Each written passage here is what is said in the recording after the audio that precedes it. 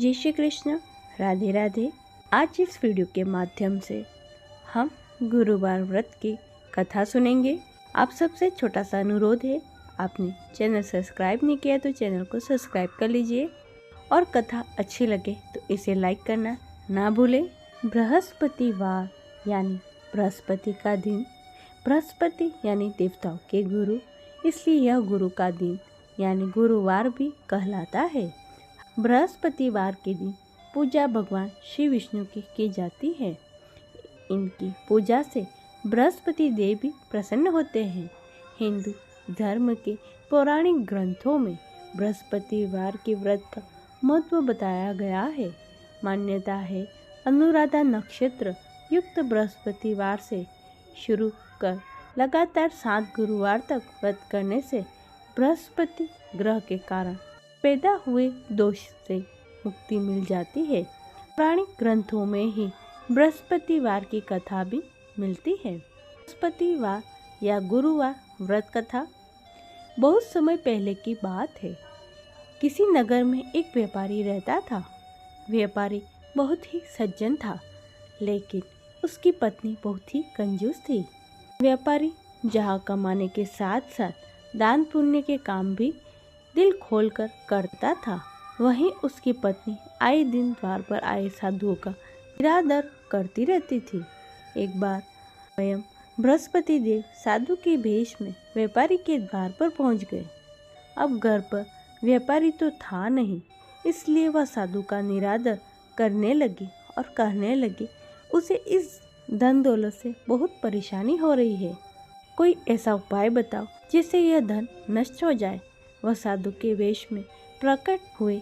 बृहस्पति देव ने उसे समझाने का प्रयास किया कि वह धन को नेकी के कामों में लगाए, लेकिन उसे एक न सुनी। तब बृहस्पति देव ने कहा, यदि तुम वाकई यही चाहती हो तो लगातार 7 दिन बृहस्पतिवार को अपने घर को गोबर से लिपना, अपना केश भी पीली मिट्टी से गुरुवार के दिन धोना, कपड़े भी इसी दिन धोना और अपने पति से भी बृहस्पतिवार को हजामत करवाने को कहना। भोजन में भी मांस मदिरा आदि सेवन करने को कहना। यह कहकर बृहस्पति देव वहाँ से अंतर्ध्यान हो गए, लेकिन उनकी बातों को व्यापारी की पत्नी ने हल्के में नहीं लिया और जैसा उन्होंने कहा वैसा करने लगी। तीसरे बृहस्पतिवार तक उनके घर में कंगाली आ गई और वह भी मृत्यु को प्राप्त हो गई। व्यापारी की एक पुत्री भी थी। वह अपनी पुत्री को लेकर सड़क पर आ चुका था। गुजर बसर करने के लिए दूसरे की गांव की शरण ली। वह जंगल से लकड़ियां काटता और उन्हें बेचकर जैसे तैसे दिन काटने लगा। अपनी बेटी की छोटी छोटी इच्छाओं को पूरा करने में असमर्थ होने पर उसे अत्यंत पीड़ा होती थी। एक दिन तो जंगल में वह अपने जीवन को देखकर विलाप करने लगा।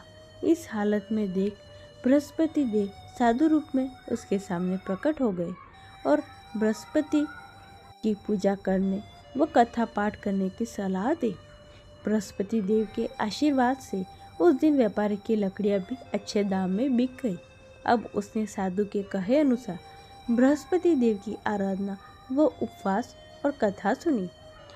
अगले दिन उनके दिन फिरने लगे, लेकिन 7 व्रत पूरे होने से पहले ही एक गुरुवार यह कथा और उपवास करना भूल गया। उसी दिन राजा ने भोज के लिए सभी को निमंत्रण दिया था, लेकिन यहाँ भी वे देरी से पहुँचे और राजा ने अपने परिवार के साथ उन्हें भोजन करवाया। बृहस्पति देव की माया देखिए कि रानी का हार चोरी हो जाता है और आरोप बाप बेटी पर लग जाता है। दोनों को कारागार में डाल दिया गया। व्यापारी को फिर बृहस्पति देव की याद आती है तो वे कहते कि अब कुछ नहीं बिगड़ा। व्यापारी को फिर से बृहस्पति देव की याद आती है तो वे कहते हैं कि अब भी कुछ नहीं बिगड़ा है। यहाँ रहते हुए भी तुम बृहस्पति का उपवास रख सकते हो। कथा सुनो और सुनाओ, गुड़ चने का प्रसाद बांटो। अब व्यापारी को 2 पैसे वहीं जल के दरवाजे पर मिलते हैं। वह एक महिला को गुड़ चना लाने के लिए बोलता है, लेकिन वह कहती है उसके बेटे का विवाह है, इसलिए वह थोड़ी जल्दी में है। वह एक और स्त्री आती है जिसकी पुत्र की मृत्यु हो जाती है और वह उसके लिए कफन ला रही होती है, वह उससे भी वही कहता है कि बृहस्पति देव की कथा करने के लिए उसे गुड़ व चना लाकर दे। वह उसे लाकर देती है और स्वयं भी उसकी कथा सुनती है। अब जिस औरत के पुत्र का विवाह था वो तो घोड़ी से नीचे गिरकर मर जाता है और जो महिला जो अपने बेटे के लिए कफन लेने गई थी उसके मुंह में प्रसाद चरणामृत डालते ही वह जीवित हो उठता है।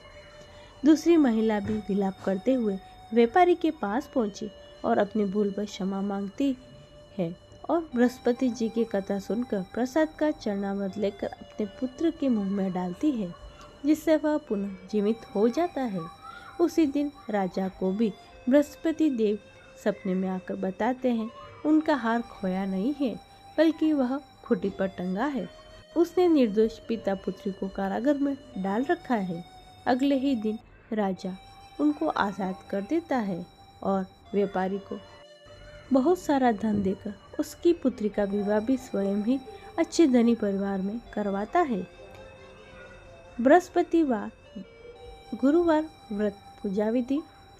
इस दिन किसी भी साधु सन्यासी घर के बड़े बुजुर्ग किसी दिन दुखी का उपवास नहीं उड़ाना चाहिए, ना ही उनकी उपेक्षा करनी चाहिए। इनकी सेवा करके पुण्य कमाना चाहिए। साथ ही ऐसे कर्म भी नहीं करने चाहिए जिनसे गुरु ग्रह बृहस्पति के कोप का भाजन करना पड़े। गुरुवार के दिन भगवान श्री हरि विष्णु की पूजा की जाती है। कई जगह देवगुरु बृहस्पति व केले के पेड़ की पूजा करने की भी मान्यता है।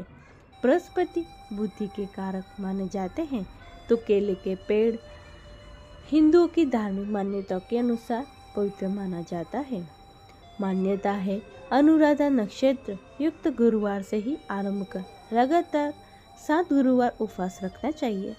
प्रत्येक उपवास के दिन श्री हरि की पूजा के पश्चात गुरुवार व्रत कथा सुननी चाहिए। इस दिन पीले वस्त्र धारण करने चाहिए। पीले फलों का पूजा में इस्तेमाल करना चाहिए। इस दिन सिर्फ एक बार बिना नमक का पीले रंग का भोजन ग्रहण करना चाहिए। चने की दाल का प्रयोग भी उत्तम माना गया है। व्रती को प्रातः उठकर भगवान विष्णु का ध्यान कर व्रत का संकल्प करना चाहिए। अगर बृहस्पति देव की पूजा करनी हो तो उनका ध्यान करना चाहिए। फल फूल पीले वस्त्र से बृहस्पति देव और विष्णु जी की पूजा करनी चाहिए।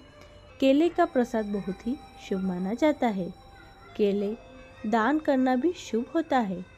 बृहस्पतिवार की कथा शाम को सुननी चाहिए। कथा के बाद बिना नमक का भोजन ग्रहण करना चाहिए। मान्यता है विधिपूर्वक उपवास रखने से गुरुवार व्रत कथा श्रवण से व्यक्ति का गुरु ग्रह संबंधित दोष दूर हो जाते हैं और अपने से बड़े लोगों की कृपा बनी रहती है। इस दिन कपड़े धोना, बाल धोना और दाढ़ी बनवाना वर्जित माना गया है। ये थी आज की गुरुवार की व्रत कथा। उम्मीद करती हूँ ये कथा आपको अच्छी लगी होगी और ये वीडियो पसंद आया है तो चैनल को सब्सक्राइब कर ले और कमेंट में जय श्री कृष्ण लिखना ना भूले। सभी भक्तों को राधे राधे।